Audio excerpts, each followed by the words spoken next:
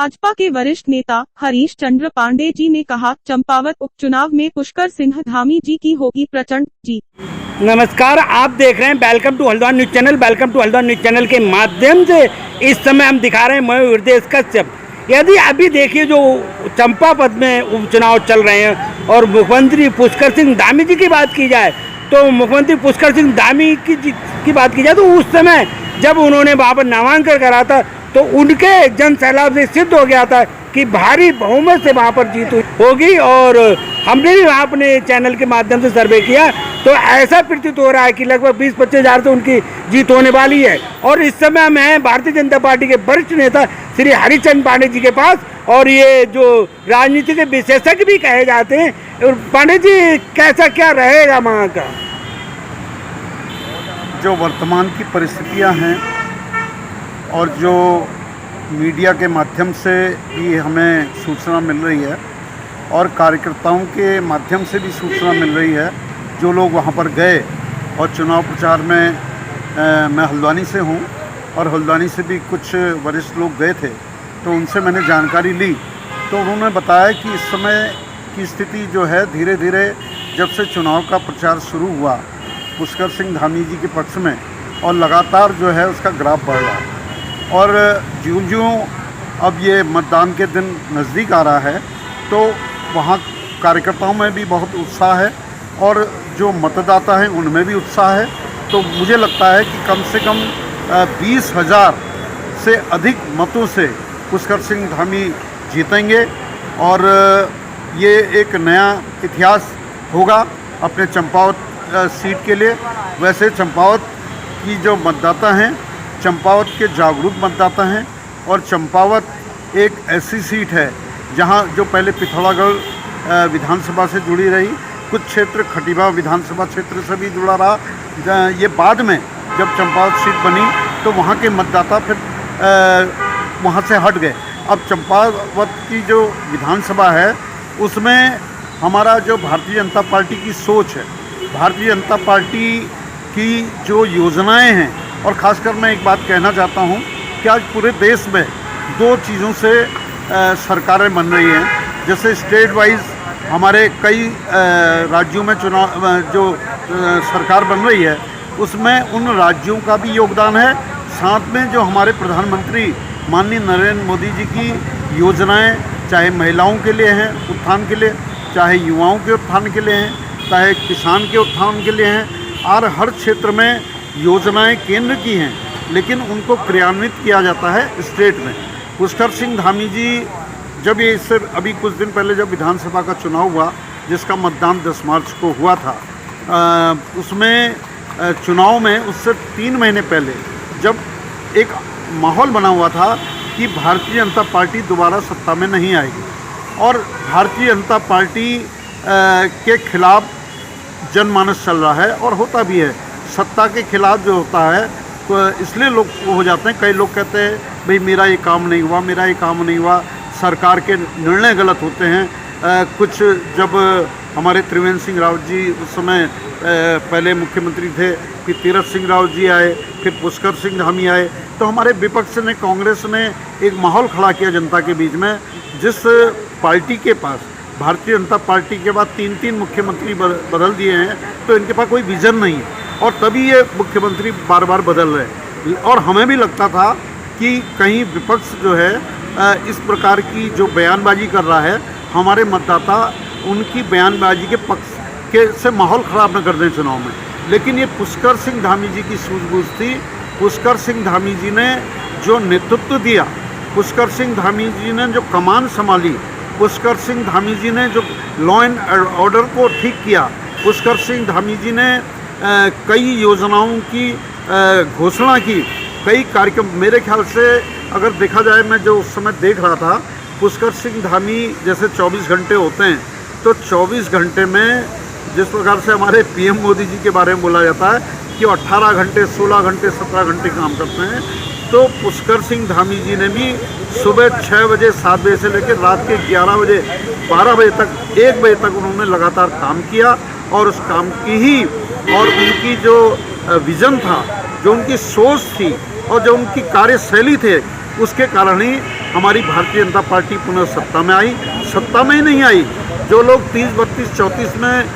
Bharatiya Janata party की सीटों को सीमित करना चाहते थे, वो हमारी 47 यानी 47 तक हमारा आंकड़ा पार हो गया। हमारे पूर्व मुख्यमंत्री कांग्रेस के हरीश रावत जी, जो लालकुआ विधानसभा से चुनाव जिनने लड़ा था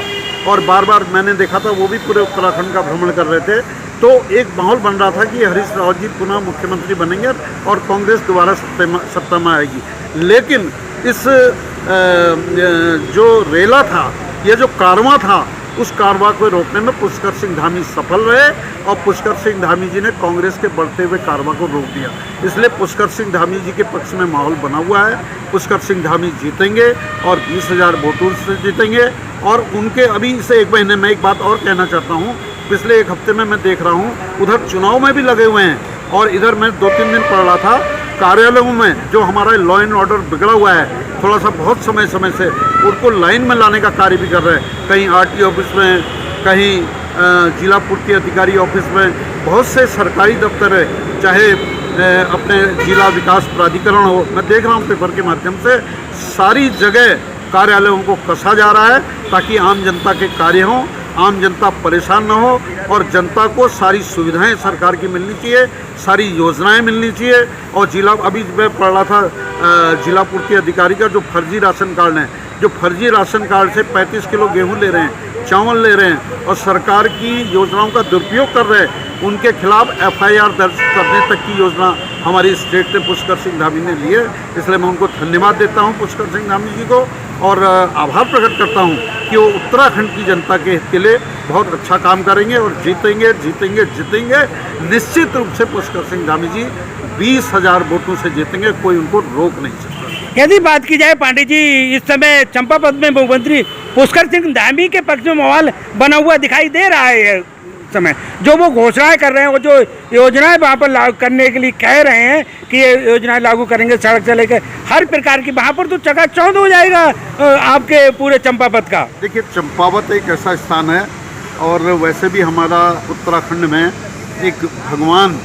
जो गोलजू हमारे देवता हैं, जिनको पूरा उत्तराखंड पूजता है, और उनकी जो चंपावत स्थान है वही उनकी जन्मस्थली है। और जो चितई का मंदिर है, घोड़ाखाल का मंदिर है, ये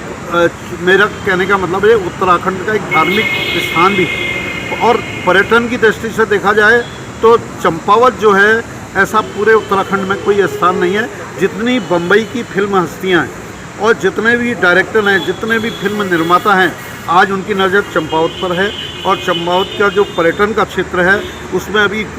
जो फिल्म हमारा हो सकता है कि पुष्कर सिंह धामी जी ने भी पहले भी जो हमारे मुख्यमंत्री रहे हैं और लोग भी रहे हैं, चाहे कांग्रेस के रहे, चाहे बीजेपी के रहे हैं, उनने चंपावत को चुना हुआ है फिल्म नगरी बनाने के लिए। और मुझे लगता है पुष्कर सिंह धामी जी के वैसे तो जीत ही रहे हैं और उनके जीतते ही चंपावत पूरे उत्तराखंड का चमचमा उठेगा, चमचमा उठेगा, ये मेरा कहने का मतलब है। यदि बात की जाए वहाँ पर्यटक की, तो इस समय माननीय अजय भट्ट जी केंद्रीय रक्षा एवं पर्यटक मंत्री हैं, उनका भी बढ़ावा वहाँ पर दिखाई दे रहा है और उनका भी योगदान उसमें वहाँ दिखाई दे रहा है पर्यटक को बढ़ाने में। पर्यटन की जहाँ तक मैं बात कहूँ कि पूरे भारतवर्ष में अभी जो हमारा उत्तराखंड है, यहाँ की जो नदियाँ हैं, यहाँ की जो जंगल हैं, यहाँ का जो बर्फीले पहाड़ हैं, चाहे इसमें 4 धाम की यात्रा के लिए लोग आते हैं, चाहे हमारा जिम कॉर्बेट हो और चाहे हमारा हरिद्वार हो, चाहे हमारा केदारनाथ हो, चाहे हमारा गंगोत्री हो, ये उत्तराखंड में,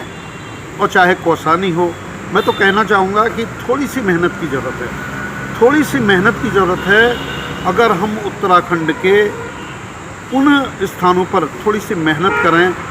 आम जनता भी सहयोग करे, केवल सरकार कुछ नहीं कर सकती, इसमें जनता को भी आगे आना पड़ेगा। सरकार तो केवल जो है पैसा दे सकती है, योजनाएं दे सकती है, लेकिन यहाँ उत्तराखंड की जनता को भी इस पर्यटन के क्षेत्र में भी हम आगे बढ़ सकते हैं। और चंपावत एक ऐसा क्षेत्र है, अब मैं समझता हूँ 1 साल के अंदर इसका रिजल्ट दिखाई देगा। चंपावत जो है उत्तराखंड के नक्शे में अलग से दिखाई देगा, क्योंकि अब चंपावत के जो विधायक हैं, चंपावत जो जीतने वाले हैं, वो पुष्कर सिंह धामी जी जीत रहे हैं। और निश्चित रूप से पुष्कर सिंह धामी जी चंपावत को स्वर्ग बनाएंगे, ये मेरा मानना है। यदि बात किया है पर्यटक की, तो इस समय माननीय अजय भट्ट जी भी मतलब पूरी कोशिश में है कि उत्तराखंड एक अलग राज्य बने। अजय भट्ट जी का विजन हमेशा अच्छा रहा है। जब वो स्वास्थ्य मंत्री थे, मैं उनके संपर्क में आया और उनने स्वास्थ्य के क्षेत्र में भी बहुत अच्छा कार्य किया था। जब हमारी 9 नवंबर 2000 को जब हमारा राज्य बना और उसके बाद जो हमारी सरकार बनी थी थोड़े समय के लिए, उसमें माननीय अजय भट्ट जी स्वास्थ्य मंत्री थे, तो उस समय भी मैं उनके संपर्क में रहा। उन्होंने सारे हॉस्पिटल के लिए बहुत अच्छा तैयार किया। अभी वो रक्षा राज्य मंत्री हैं और रक्षा राज्य मंत्री प्लस पर्यटन मंत्री हैं, और रक्षा के क्षेत्र में भी मैं देख रहा हूँ कि उन्होंने अंतर्राष्ट्रीय स्तर पर भी जो हमारे फ्रांस है और विशेषकर उन देशों से भी उनकी काफ़ी अच्छी वार्ता रही, जो हमारे देश की रक्षा के लिए चाहे किसी भी प्रकार के यंत्रों की आवश्यकता है, हमारे जो जहाज़ हैं और इस प्रकार के हमारी तोपें हैं, गोला बारूद है, जो किसी भी प्रकार का हमें भारत की रक्षा के लिए जो हमारा मिलिट्री है, हमारे जो फौज है, उनके लिए जो चीज़ों की आवश्यकता है उसका बारीकी से अध्ययन कर रहे हैं और रक्षा मंत्रालय को भी मजबूत करने के लिए माननीय अजय भट्ट जी काम कर रहे हैं। आपने पर्यटन की बात करी, तो उनका विज़न पर्यटन को भी बढ़ाने का है अजय भट्ट जी का, और पर्यटन के क्षेत्र में भी अजय भट्ट जी और अजय भट्ट जी और पुष्कर सिंह धामी जी और हमारा भारतीय जनता पार्टी का संगठन, ये तीनों मिलकर चंपावत के लिए बहुत अच्छा कार्य करेंगे। मैं इतनी बात कहना चाहता हूँ।